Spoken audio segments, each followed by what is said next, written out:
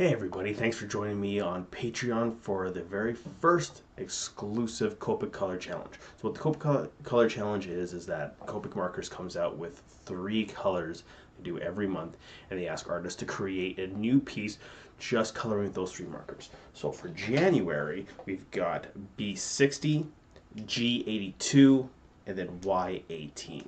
So the first one for this month that I've done, and all through Patreon, it'll be every month we'll get a new Batman villain. So the first one we're doing is for today. You'll be seeing me do the Joker, and then the cool thing with Patreon, you get to watch me draw it, and then also you get to keep the piece that I did as a digital print.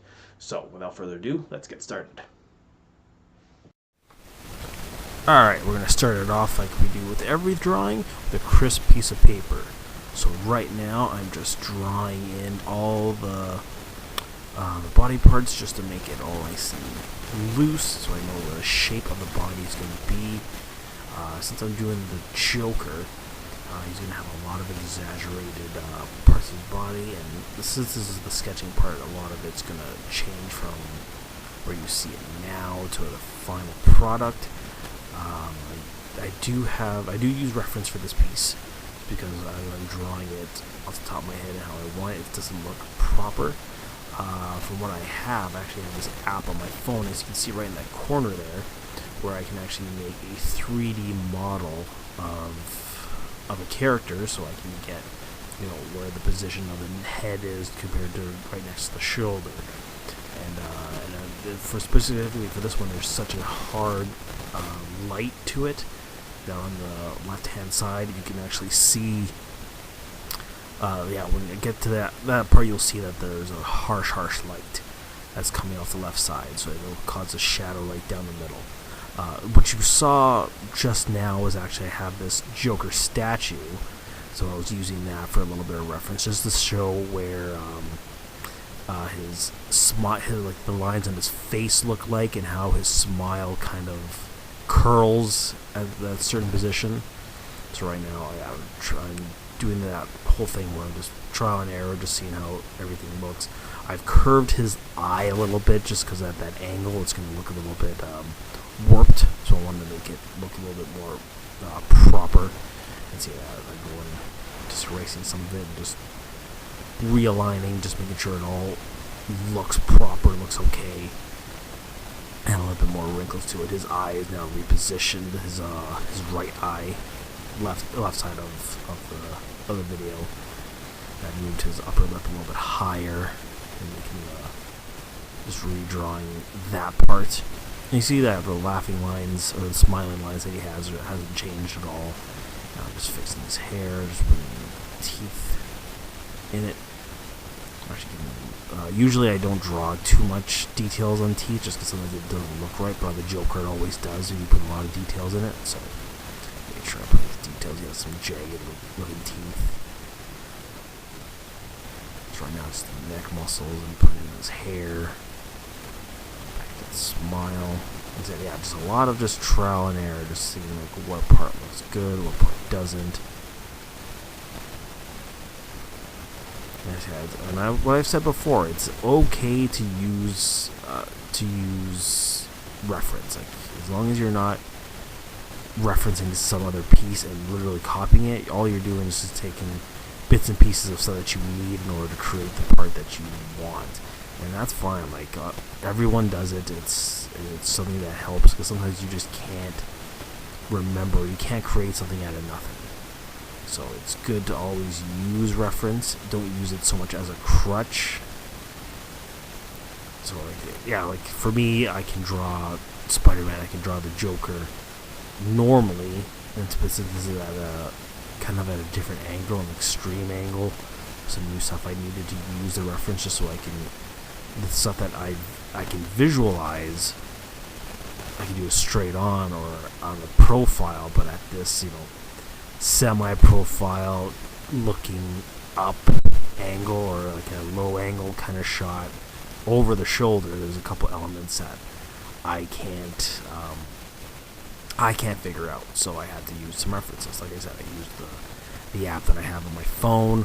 I have some statues and some figures that usually help give me some references and let me know what part I'm doing right, what part I'm doing wrong.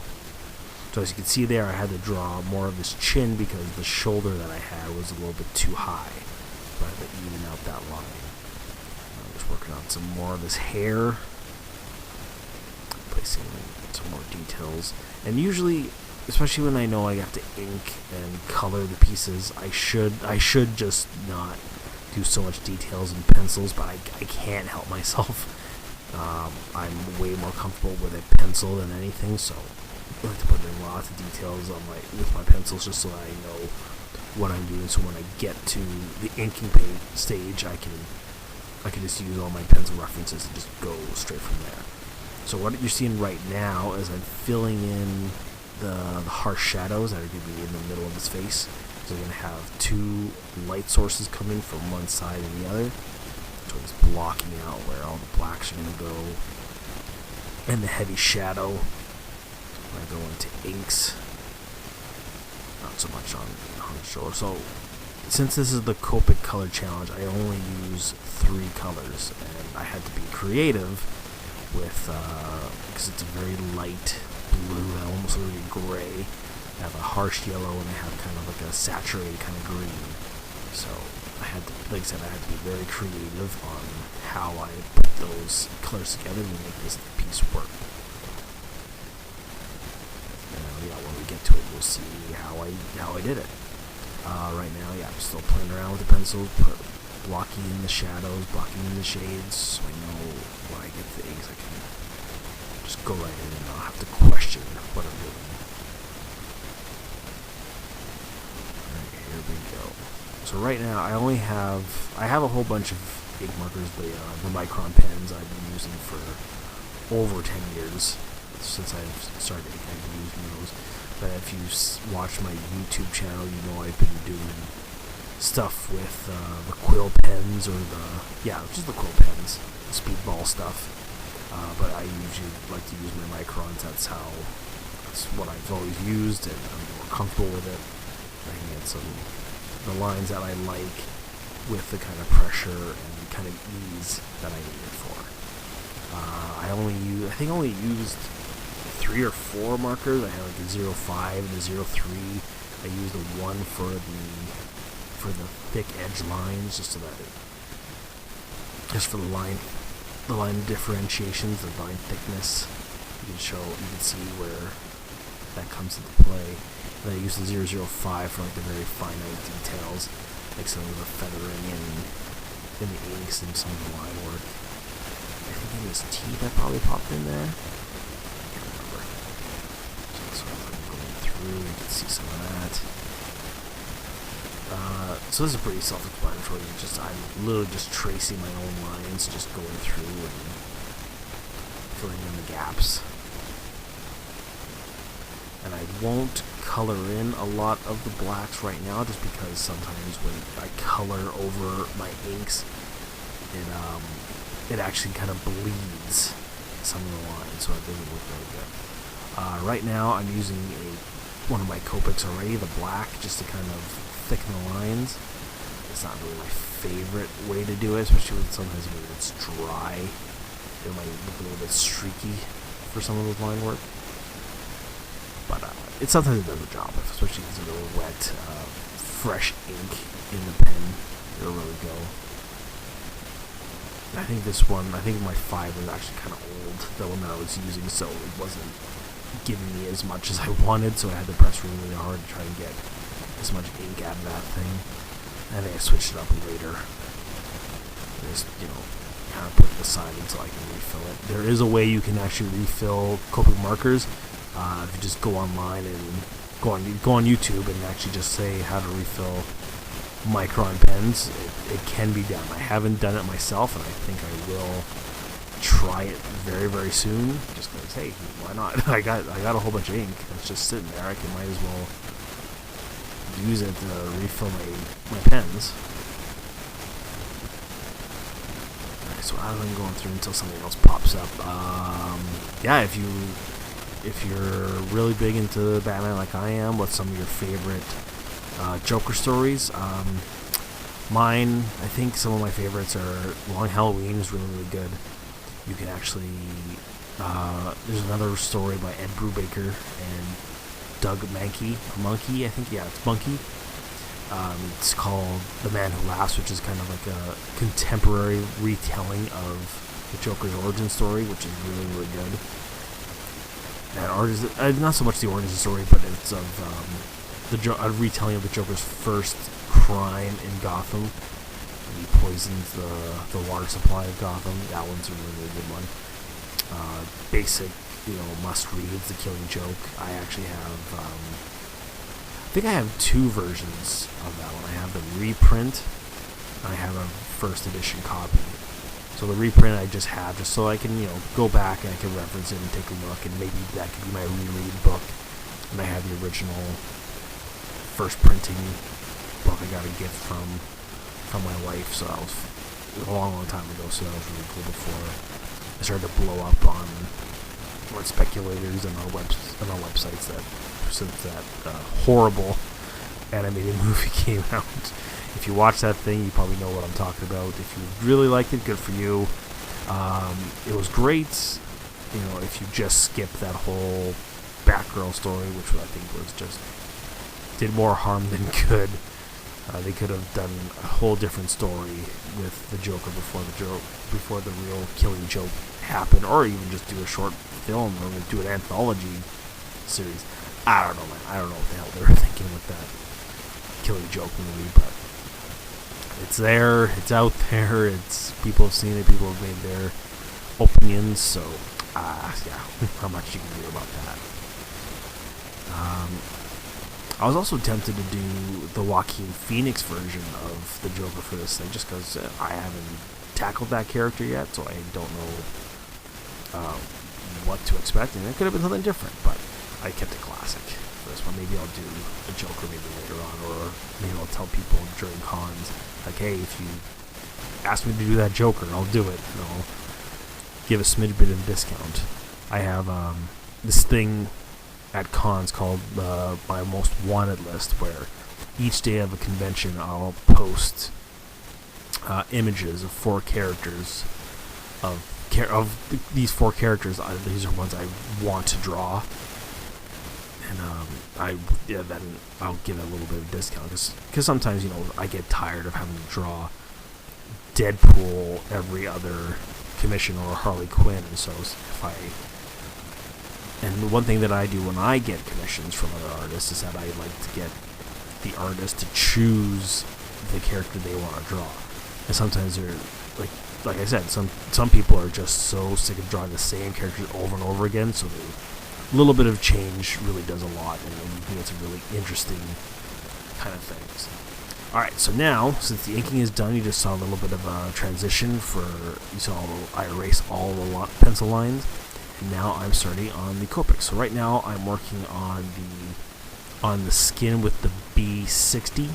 So like you see, it looks like it's a gray on this thing, and even when you look at it in person, it's actually a lot lighter.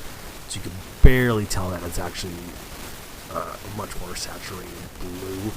Like I said, it looks like gray, so it's really good way to color in his skin. And as you can see right now, I'm using it for shade in his jacket, because the Joker that I chose to do and to reference is the Batman from Dark Knight Returns, where he wears the white suit. And I thought that was just a unique way I can work with the three colors and make it all work out to my favor. So that was fun. So now I'm taking on the green. So I'm making sure I remember where the light source is coming from. So there's a light source coming from the left of the page, and then there's the main light source coming from the right. So right now I'm just blocking out where the light's going to be hitting his hair with the green. There might be a couple little patches of whites that I'm going to keep as a shine. Yeah, the green I didn't really use too much on this piece, just because I didn't really need to. The only green that's on there is on his hair. I was thinking about maybe putting the green and having a pinstripe suit, but I I visualized it, and it didn't really fit for what I wanted to do. Alright, now we're on to the yellow. So like I said, now we're getting into the really harsh lighting. I wanted to have Joker have yellow teeth, so where the light hits his teeth, it's actually going to make his teeth white, and as we go into the main lighting, it'll show its proper yellow.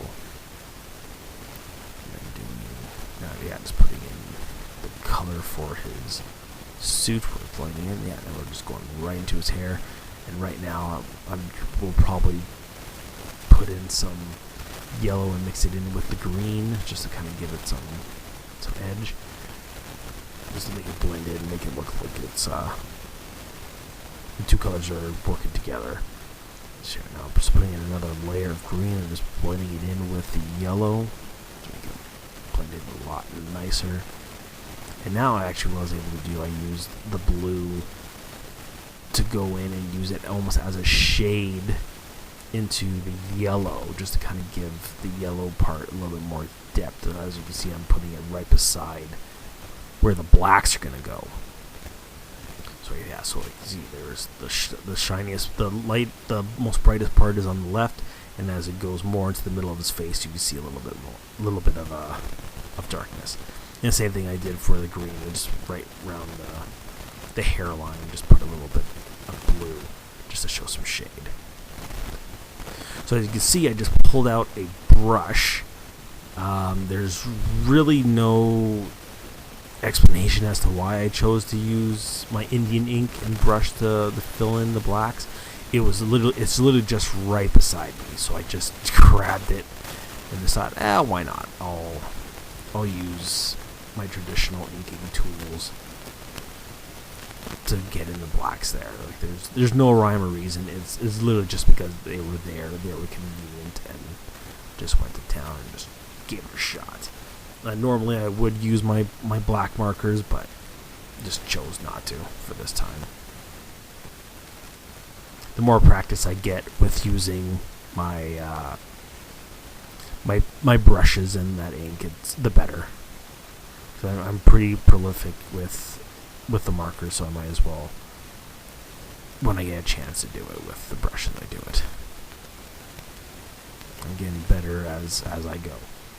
The ink seems a little bit watered down. It feels like on this go around, it wasn't as jet black. It wasn't as deep as I wanted it to go, so I had to do a couple strokes over top just to get it there. So at this point now, you can start to see where I was going with everything. You can see that now his face is pretty much covered with the black. You can see some of the mood that I was intending to go. Yeah, just a really heavy shade, heavy shadow, some dynamic lighting going in there. And yeah, it's a good thing that I'm doing the blacks last, just because, especially with the Indian ink on this thing, it really bleeds when you have a marker go over it.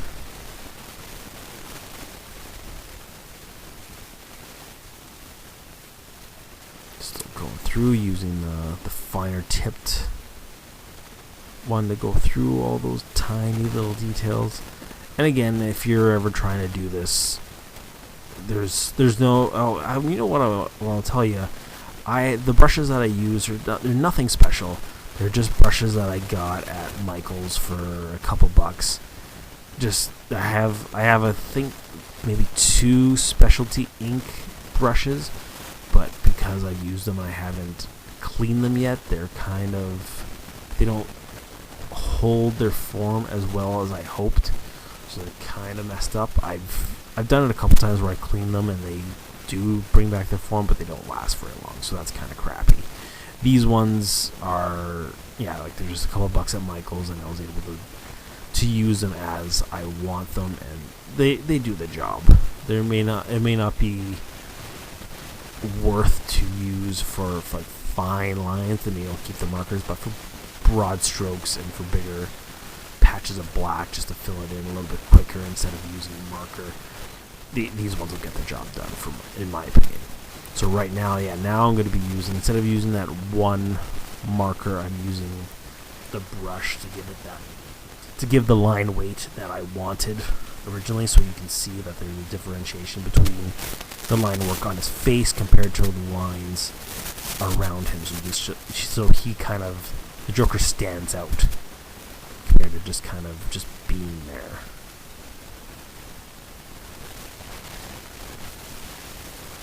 Just filling in his eye. I'll actually put in some shine on his eye with some white marker and pencil crayon a little bit later, as you'll see. I'm just filling in the black line work. So yeah, now you can start to see, oh yeah, he really stands out a little bit more. It goes like he's coming out of the page, so to speak. Just putting in some dry brush strokes into his hair, just to give it some texture.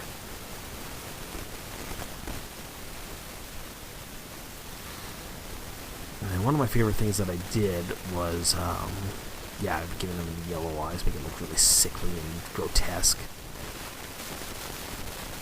And one of the things that I liked was that since I couldn't use red, that was going to be the issue of having to color his lips. So I just kept them jet black and just used the yellow and the white just to kind of give it a shine to it. So right now, speaking of shine, I'm putting in some pencil crayon over the yellow to show where the brightest part is hitting his face and his hair and his shoulder. Just give it some definition as well. And just filling in some more blues just wherever it looks, kind of thing. So now we're going to be wrapping up pretty quickly. I just used some of the blue just to kind of make him stand out even more, just having like a little bit of a shaded background. What you won't see on this is that right before I went to scan the piece and get it ready for a print, was that it kept it like this, and I liked it, but I didn't really like it. So what I did was I took a yellow and I just started adding ha ha ha ha ha all over the background, and you're gonna see it. I just put my signature right by his shoulder. So now you can see what I meant. I put a whole bunch of ha-ha-has all around it just to give it a little bit more definition and make it look way more sinister as a print. So, I really hope you like this video. Hope you learned a lot and you can take this and send it off for your own work. And go check out Copic Markers, see what the next month's Copic Color Challenge will be. And enjoy the print. Let me know what you think, and we will see you guys next month.